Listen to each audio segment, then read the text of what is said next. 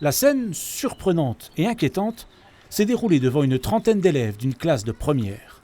Un professeur d'histoire géo a sorti un couteau. Un des lycéens présents ce samedi nous décrit au téléphone ce qu'il a vu. C'était un couteau pliable. Il nous l'a montré, mais il n'a pas déplié le couteau, il nous l'a juste montré en bref. Il n'a pas été déployé. Quand on a vu le couteau, il n'y a pas eu de cri. Je pense plus qu'on était stupéfaits, surpris et choqués. Et on a préféré rien dire.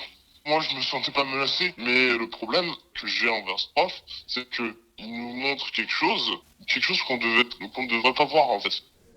L'affaire a été révélée par Paris-Normandie. Le procureur du Havre a confirmé qu'une enquête a été ouverte suite à un signalement du rectorat.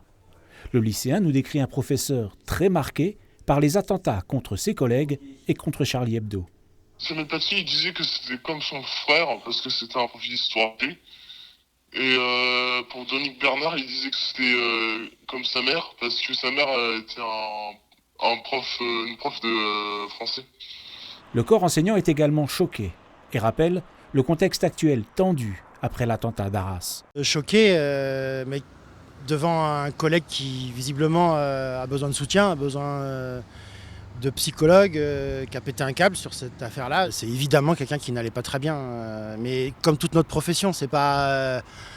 je vous apprends pas ça, ça fait longtemps que plein de collègues ne vont pas bien. Ils ne se sentent en général pas très soutenus par la hiérarchie. Alors il y a des grandes déclarations en ce moment, mais le quotidien des collègues, c'est pas ça, c'est de se sentir pas soutenu.